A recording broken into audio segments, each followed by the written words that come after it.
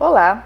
Nessa edição do programa Saúde e Consciência, conta com a participação dos pesquisadores, professora Carolina Mazur e professor Rafael Mobili, para falar sobre odontologia hospitalar. Daqui a pouco, não saia daí!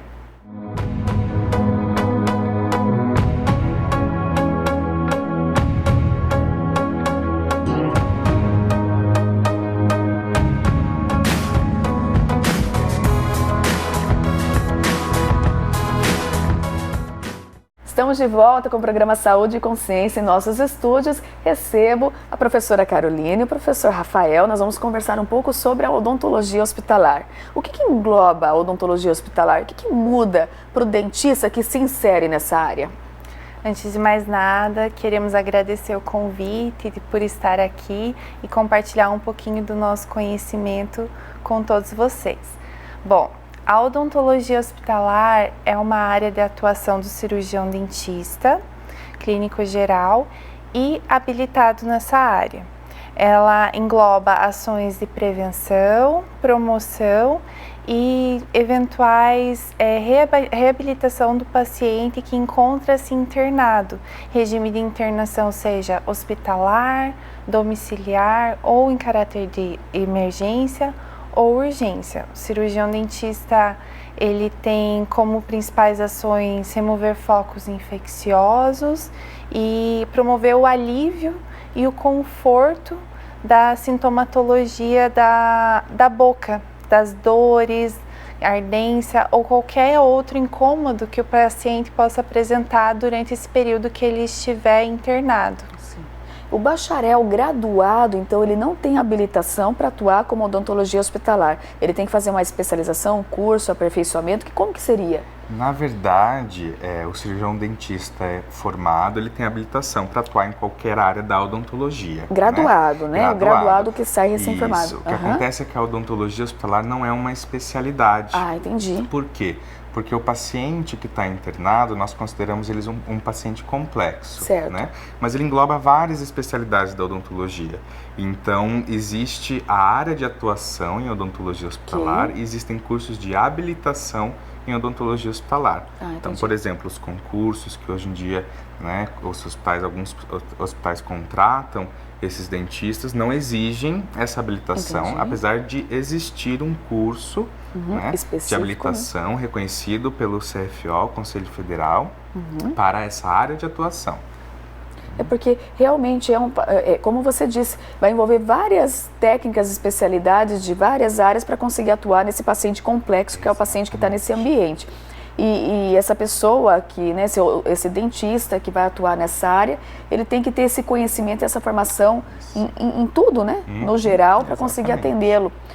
Atende só trauma, quer dizer, né? Atende traumas tipo traumatismo, acidentes, enfim.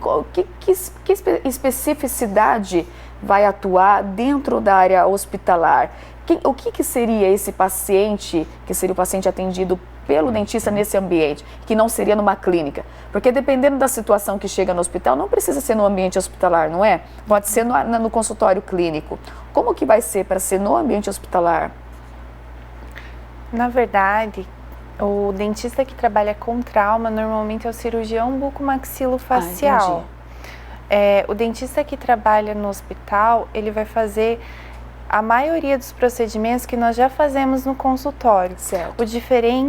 O diferencial é que o paciente, ele não tem condições de ser atendido no consultório odontológico. Ele não pode ser deslocado. Então, é um cirurgião dentista clínico geral. Entendi. Ele pode fazer raspagens, limpezas, pode fazer extrações dentárias, mas o nosso foco é remoção de focos infecciosos. Claro.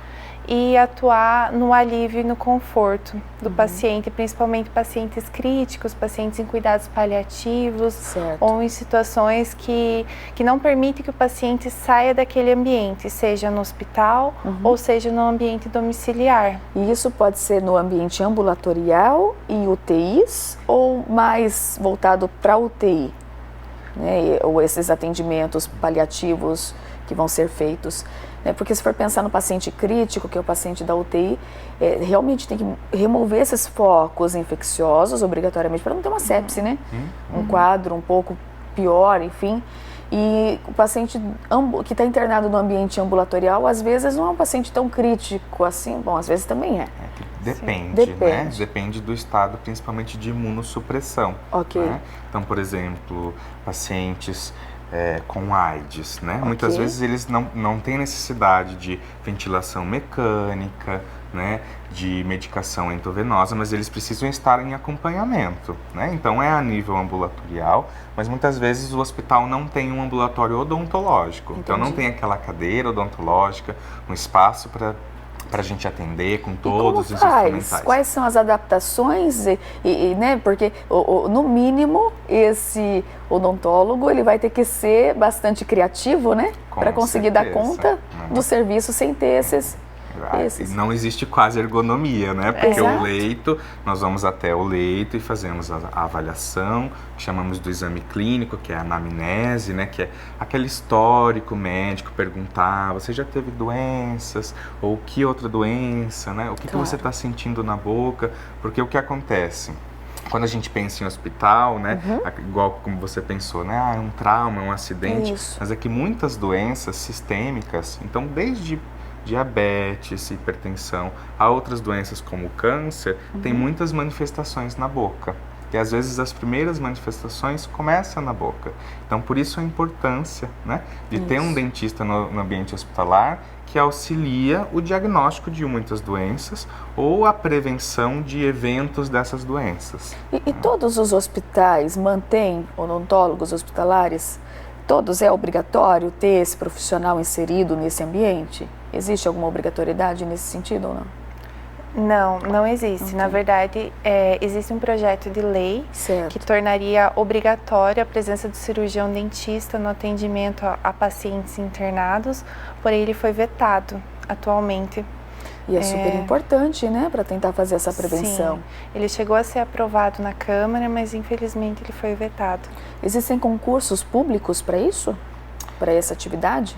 Eu acredito que principalmente os hospitais de clínicas, né, que estão associados à Universidade Federal, as universidades federais, a maioria tem cargos por concurso para dentistas, né, tanto na UTI quanto a nível ambulatorial. E também alguns municípios têm leis municipais, né, que exigem, mas não existe uma lei federal no âmbito nacional que exija. Entendi. E quais seriam essas competências necessárias? O que esse cirurgião dentista precisa saber para poder atuar na área hospitalar? Primeiro, eu acredito que capacidade técnica e científica, raciocínio de equipe, conseguir trabalhar em interdisciplinaridade. E esse trabalhar em equipe eu acho que é essencial, porque em ambiente hospitalar ele não vai estar sozinho. Numa clínica, no consultório clínico, né? Ele vai estar com uma equipe reduzida, ele e os seus assessores, os seus, né, instrumentadores, eu não sei como que vocês denominam. Auxiliares, esses seus auxiliares. Mas no hospital vai ter toda uma equipe, então tem desde o médico, enfermeiro, fisioterapeuta, tem todos os profissionais que estão inseridos no contexto, além dos profissionais da área de sociais aplicadas, né? Que daí vai ter lá o psicólogo, terapia ocupacional, terapeuta ocupacional, assistente social, e aí vai. Tudo para poder fazer um atendimento completo desse paciente.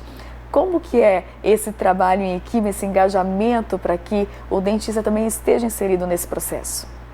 Primeiro, assim como eu estava falando, a questão das competências, eu acredito que tem que ter muita resiliência de entender que o desfecho do paciente pode depender muito do nosso procedimento, que tanto pode ser positivo quanto negativo. Então, é preciso saber conversar, explicar a nossa área de forma técnica, mas também de uma maneira clara e objetiva. E também tentar buscar entender um pouco das outras áreas, conhecer e aprender sobre questões do ser humano como um todo e não focar somente na boca. Eu acho que o grande diferencial é que a gente sai de um tratamento individual e vai para um plano de tratamento amplo, entender um pouco mais a questão dos prontuários, dos leitos e da complexidade. O ser humano é um ser muito complexo, né? Não dá para a gente se restringir à boca. E assim, na graduação, no momento, talvez por isso que seria necessário fazer esses cursos de habilitação, não é? Porque na graduação talvez não se tenha toda essa informação e essa vivência no ambiente hospitalar. Ou vocês são preparados com estágios, enfim, para o ambiente hospitalar também? Então, na graduação, até o ano passado, não existia uma obrigatoriedade da odontologia hospitalar na matriz curricular. Mas em abril desse ano foi aprovado um parecer do Conselho Nacional de Educação das novas diretrizes curriculares nacionais para os cursos de odontologia. Então, é obrigatório, né? Eu acho que os cursos têm até 2 anos para inserir, é obrigatória a inserção do assunto da odontologia hospitalar. Não como uma disciplina isolada. Não necessariamente. Eu acredito que as universidades, os cursos vão inserir, né, como disciplina, claro. Até porque essa vivência não pode ser só teórica, né? Ela precisa de prática. Então, provavelmente na modalidade de estágio supervisionado, então não existe obrigatoriedade, mas provavelmente esses novos cirurgiões dentistas vão ter vistos durante a graduação, com certeza, essa área. E como que surgiu esse interesse pela odontologia hospitalar por vocês? Qual que foi o ponto que levou vocês a estudarem um pouco sobre essa área ou talvez até atuar, né, nesse local? Então, eu sempre tive um interesse muito grande pela estomatologia. Fui monitora aqui da casa da Unipar, da disciplina de diagnóstico bucal.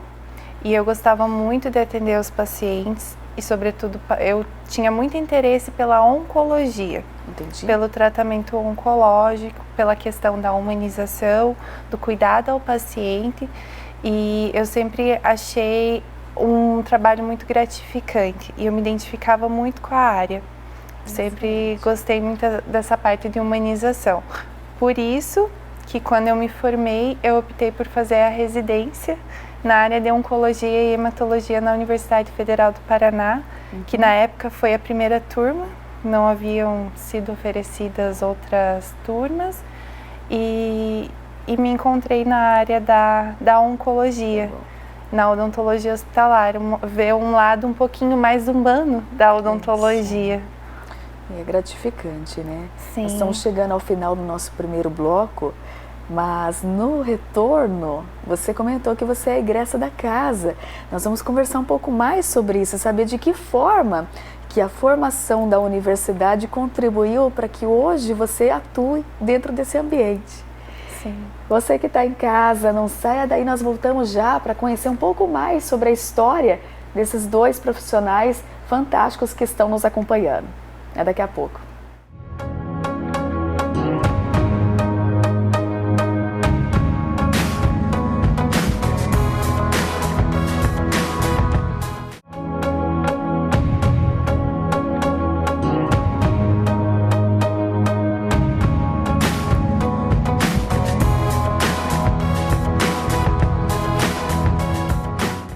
Estamos de volta com o programa Saúde e Consciência. Em nossos estúdios está a professora Carolina e o Rafael, professor Rafael. Vocês hoje são mestres, estão fazendo doutorado, mas teve toda uma história antes de vocês chegarem a esse nível, não é? Você comentou no primeiro bloco que você era egressa, que você é egressa da Universidade Paranaense, se formou no curso de odontologia. Nosso curso de odontologia tem excelência, né, nota 5 no MEC, super especial. E você também foi inserida no programa de iniciação científica da universidade. De que forma que você vê que contribui, de como que a iniciação, fazer toda essa formação que você fez desde a parte básica, contribuiu para você chegar nessa formação e nas escolhas que você fez hoje? Você acha que fez diferença? Com certeza. Eu fiz 2 anos de iniciação científica, eu fui orientada da professora Ana Carolina Zazzi.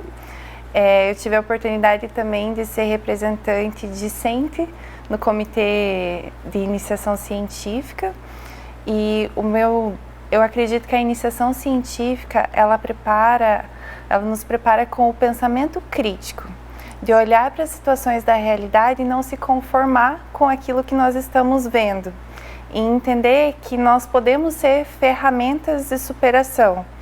E eu acredito que a iniciação científica, ela nos torna profissionais melhores também, porque nós entendemos que nós precisamos basear a nossa prática na evidência. Isso. E não somente olhar receita de bolo, né? Então, assim, eu acredito que a iniciação científica foi muito importante para a minha vida.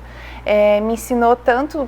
Depois, antes de eu fazer mestrado, eu fui para a residência, mas como eu tinha uma base muito boa de ciência, de pesquisa, eu consegui fazer, o meu trabalho de conclusão da residência foi uma pesquisa, eu consegui terminar ele, e o meu trabalho de dissertação do mestrado também foi uma pesquisa clínica e laboratorial, assim como na minha iniciação científica, que foi uma pesquisa clínica e laboratorial. Acho que o pontapé inicial foi com a professora Ana Carolina.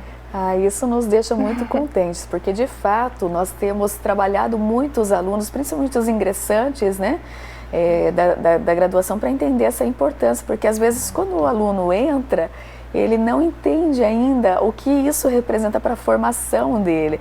E nós temos realmente trabalhado arduamente para que os alunos ingressantes já se insiram em projetos de pesquisa e já comecem esse raciocínio crítico. Não é só esse pensamento crítico que é trabalhado, mas também saber trabalhar na equipe, em conjunto, tentar desenvolver um raciocínio, é realmente uma coisa maravilhosa. A pesquisa, ela parte de uma pergunta, Exato. né? Então, eu acho que a gente desenvolve, também fiz iniciação científica durante a graduação, a gente desenvolve essa sede de curiosidade, né? De saber o que eu posso melhorar ou como fazer isso. Então, com certeza, que bom. Chama muita atenção, Rafael, porque você fez um sanduíche na graduação. Sim. Geralmente, o que é o sanduíche, né? O sanduíche é você fazer uma parte da tua experiência acadêmica fora, em outra instituição, de preferência no exterior. Você estudou aonde? Eu estudei em Bilbao, na Espanha, na Universidade do País Vasco. E você percebeu diferença no que a odontologia faz aqui no Brasil do que acontece na Espanha? Existe muita diferença entre os dois? O Brasil é referência em odontologia, né? Nós, no Brasil, somos a área que mais produz ciência, e no mundo somos em segundo lugar. Então, é muito interessante que lá eles nos usem como referência. Olha que legal. Então, essa experiência foi muito interessante. Para falar a verdade, não é muito diferente, né? É o contexto cultural, claro, né? Os pacientes, existem doenças que são tropicais, que nós vemos aqui, que lá nós não vemos. Então, existem essas diferenças pontuais, mas de forma geral, é muito parecido, né? E a experiência vai além da universidade. Né? Quanto tempo você ficou na Espanha? Fiquei 1 ano completo. Ficou 1 ano inteiro. Isso. Tirando a parte letiva, que dá uns 9, 10 meses, eu ainda fiz um estágio na área de cirurgia bucomaxilofacial num hospital universitário. Então, que excelente, bem na área. Foi incrível, foi uma ótima experiência. Não, muito bom. E assim, olha, esse contexto da iniciação científica, vocês participaram do Congresso Internacional, é muito legal quando a gente recebe no Congresso egressos da casa e outros profissionais que tiveram uma experiência incrível. Você não estudou na Universidade Paranaense, mas como que você conheceu o pessoal do grupo aqui e esteve participando aí no Congresso Internacional? Eu recebi o convite da professora Carolina e da professora Cíntia, que é a coordenadora do curso de graduação, porque eu já conhecia a professora Cíntia, que ela foi dar uma palestra na Universidade Federal do Paraná, e nós somos da mesma turma de mestrado. Então, a professora Carolina sempre me contou da Unipar e da sua formação. Primeira vez em Umuarama? Eu nasci em Umuarama. Você é umuaramense. Só que eu nunca morei aqui. Entendi. Então, minha família é de Autônia, certo, mas faz muito tempo que eu moro em Curitiba já. Entendi. Mas então foi muito bom retornar à cidade também. Sim, Umuarama é uma cidade muito amiga, né, hospitaleira, é gostoso. Vocês fizeram mestrado em que área? Eu fiz na área de estomatologia. Na verdade, a gente sai com o título de mestre em odontologia.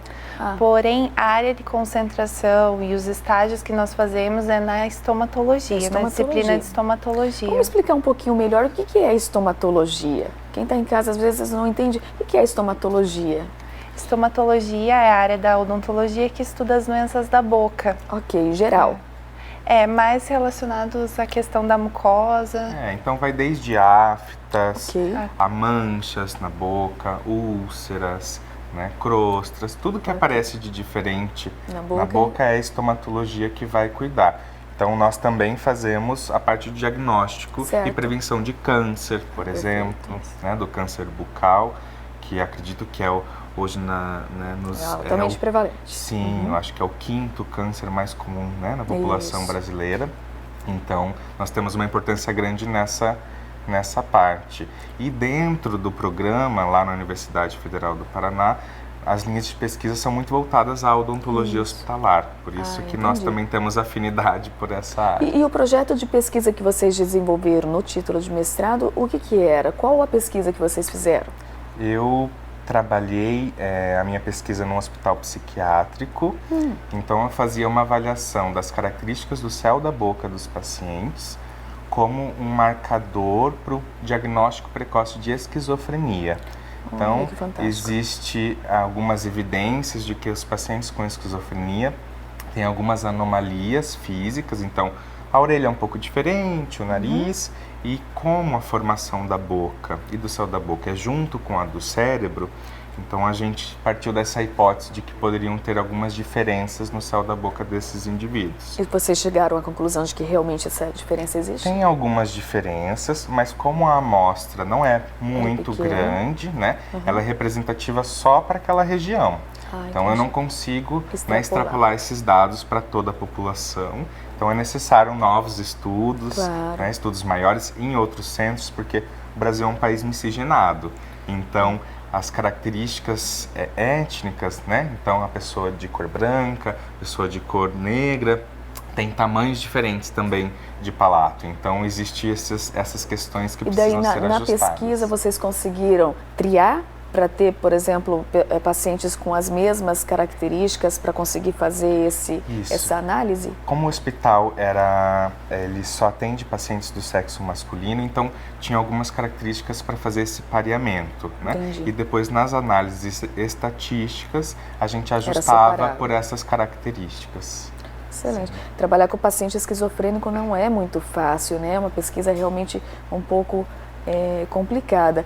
E, por exemplo, pensando na forma que o paciente esquizofrênico expressa a doença, que nós sabemos que tem alguns tipos, tem aquele que é mais sintoma positivo, né? Que tem aquele quadro mais de alucinação, delírio, psicose, agressividade, e nós temos aquele quadro um pouco mais sintomas negativos, que o paciente é um pouco mais embotado afetivamente, mais quieto.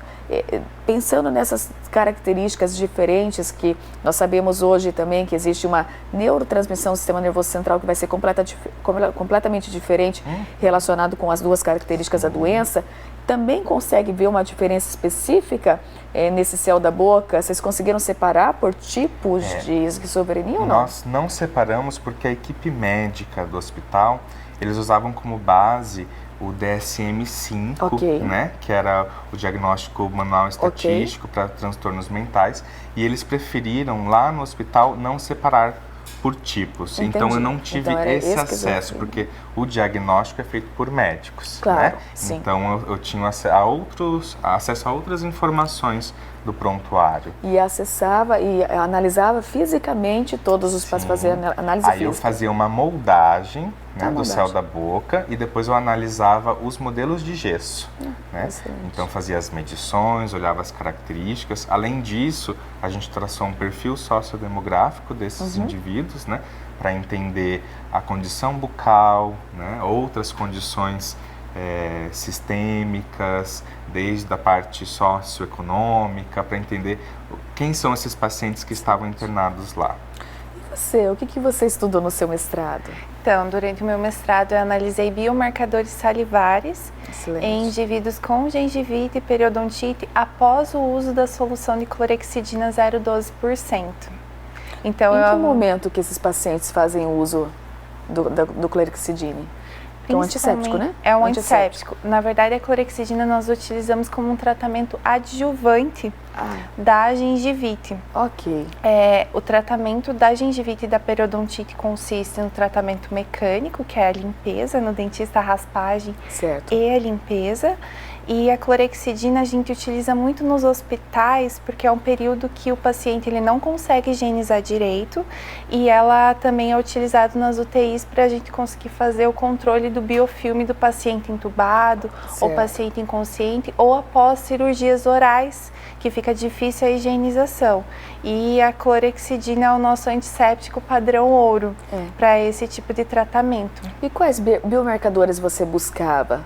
Eu avaliei a fosfatase alcalina e a LDH, lactato desidrogenase, que são marcadores inflamatórios. Entendi. E eles estão presentes, a literatura nos mostra que eles estão aumentados em situações de inflamação, principalmente em relação à doença periodontal, que é uma doença que vem sendo muito estudada, que é um processo inflamatório local na boca, e também em relação ao câncer bucal.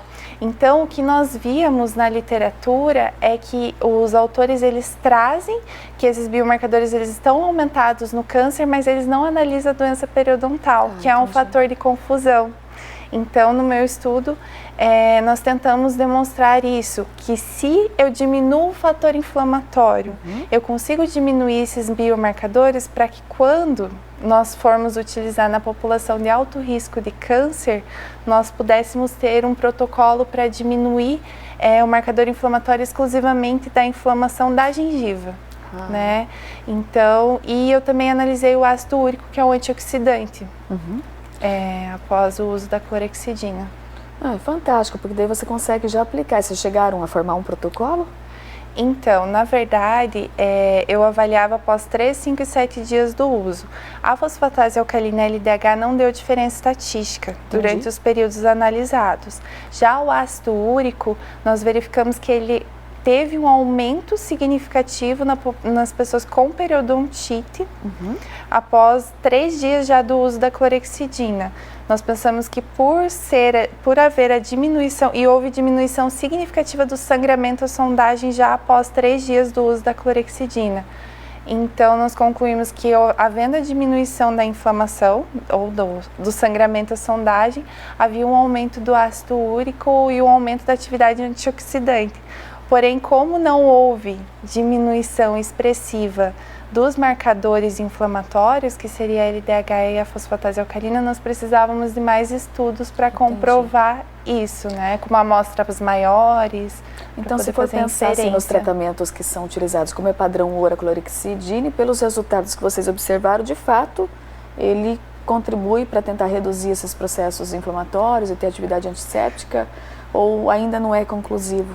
Ainda não dá para concluirmos isso, porque existe um grande problema, porque como nós só utilizamos a clorexidina, nós não podemos garantir que houve realmente uma diminuição do processo inflamatório. Nós sabemos que houve uma diminuição do sangramento à sondagem, mas não tem como saber se houve, porque, na verdade, para tratamento da periodontite, o padrão é tratamento mecânico, que é a raspagem e a profilaxia, a limpeza, né? E como nós não fizemos, nós não sabemos, o que nós buscávamos é um método rápido de diminuição da inflamação, diminuição do biofilme das bactérias patogênicas e diminuição da inflamação, e que pudesse ter uma relevância bioquímica, uma relevância também, um dado objetivo também que mostrasse isso. Mas ainda não podemos concluir, e principalmente porque a amostra foi pequena. E os projetos de pesquisa, vocês continuaram agora com o doutorado, é essa mesma linha ou mudou um pouco a linha daí? Eu acabei mudando, na verdade, porque às vezes a gente muda de orientador, né? Muda de setor.